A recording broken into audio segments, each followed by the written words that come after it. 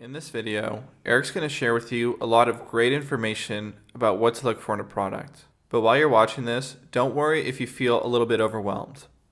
We've added the most important things that you need to know to a resource called the Basic Product Criteria Sheet. And we recommend that you download and look at this resource before you start this video.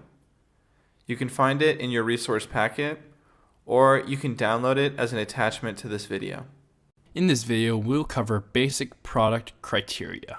First, we'll go over the physical product specifications. Is this product viable? First, product requirement. Does it fit in a shoebox? Better yet, does it fit in your pocket? This avoids excessive shipping and Amazon storage fees down the line. Another important factor is that Amazon has a lower limit for oversized storage versus normal size products. The product should be smaller than 8 by 8 by 8 inches. So let's imagine your product. Put your hands next to each other, and if it's no bigger than your hands, you should be getting the lowest Amazon fees. Next requirement, lightweight. I recommend a few pounds max. The lighter, the less money you lose on shipping and duty fees. The product should weigh less than 2 pounds, ideally less than 1 pound. The reason is all about cost. One time I thought I found the perfect product. Low minimum order quantity, great sales price, no competition, high traffic. What's the problem? Only sea shipping was available, and it cost me a fortune to do it. When you have a lightweight product, you can either use sea or air shipping. Shipping by air is so much faster, and when you're starting to run out of product, it is so much better to restock in a few days rather than a few months. Let's go through the sales price range. I recommend a sales price range between $15 and $75. The reason you want this price range is because of Amazon fees. When you sell for below $15, you're making $1 or so per sale. It's not really worth it. I have an item that sells for about $12.95 and I'm making a couple dollars here and there. It makes a couple $100s per month, but it's not really worth my time of sourcing, in the beginning especially. At this price range, it will be incredibly easy to find a product to private label and order a large quantity of them. You also want to make sure you have the margin to pay for marketing. You have to do the same work to sell your items that are $50 as you do to sell the items that are at $7.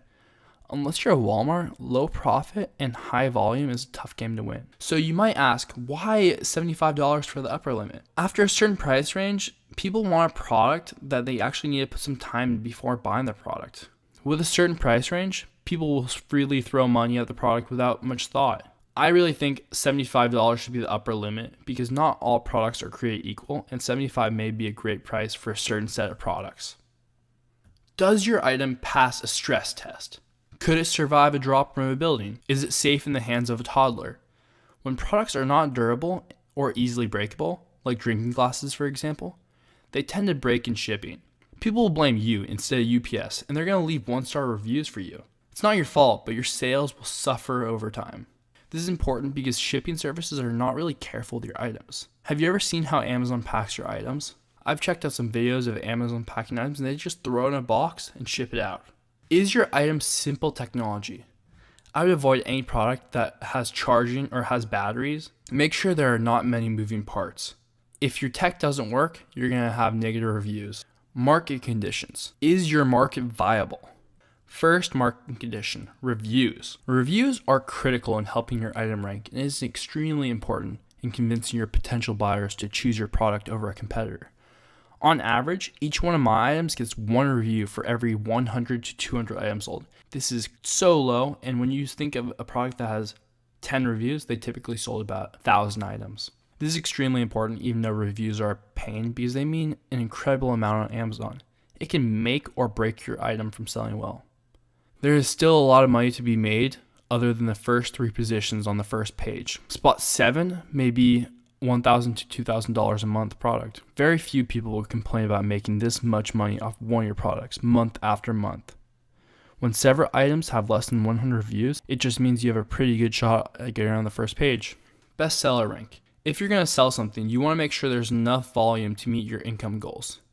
It doesn't look good to create an item for which there is little demand. Bestseller rank is an extremely important metric that Amazon uses to rank items. This metric is a proprietary calculation by Amazon, and they are changing the algorithm all the time. Are there instructions needed? The customer should know what to do with your item as soon as it comes out of the box. The product shouldn't need an instruction manual to use. It must be intuitive.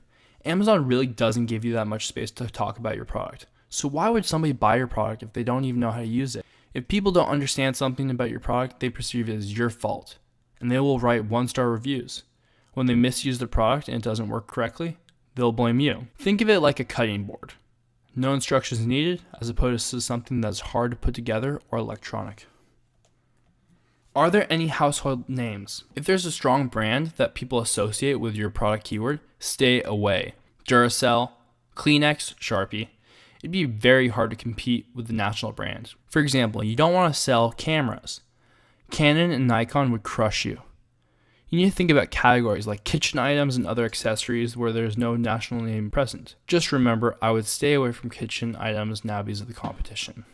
Can you improve the presentation? Make sure you can improve the branding, presentation, packaging, or information provided by competitors.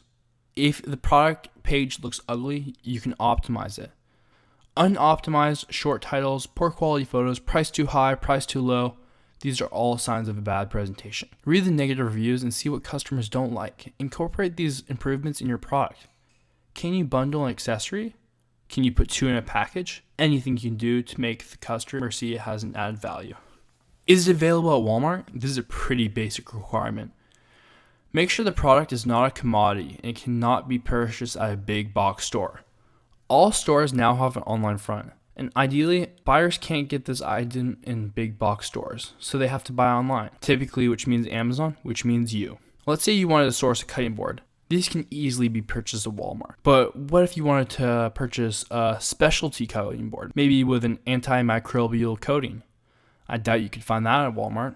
Can you sell this product all year long? You don't want to have a seasonable item such as Valentine's Day, Christmas, Mother's Day, Father's Day, Thanksgiving, Halloween, and so on. For example, one of my products is targeted at CrossFitters. What I've noticed is that most people who buy these products use them for competitions. Even though they really should be used all year long, the majority of the sales are during March through June. And I've noticed that most of the CrossFit competitions are during this period. Can this product be reordered from Amazon? Make sure that this product leads to reorders or subscriptions. If it is something that can be used, enjoyed, and reordered, that's even better. The second purchase is usually easier than the first. An example of product that can be reordered are supplements. But please, unless you're a fitness model, don't do supplements. And really, just stay away from this category anyways. Advertising. These are called pay-per-click. You might have noticed them on the Amazon website. They're said sponsored ad. They're all over the site and they're trying different configurations. Make sure all these spots are being utilized. Remember though, this isn't extremely important, but it does show you that people are willing to pay to advertise their listing. Next, can it be found on eBay? This is not really a requirement, but it gives you some extra leverage to show you that your product is viable in various marketplaces. Does this item lead to purchases or gift items for the buyer? Gift purchasing is huge. If you look at your packaging to make your item look like a gift, giftable items will increase your sales dramatically. Some people will buy the item for themselves and then go back to buy it for others. Some of my items, I see gift purchase, gift purchase, gift purchase, and I make extra money from that. Once again, this isn't a hard requirement, but it gives you some extra leverage. In this video, we talked about basic product criteria. In the next video, we'll talk about advanced product criteria.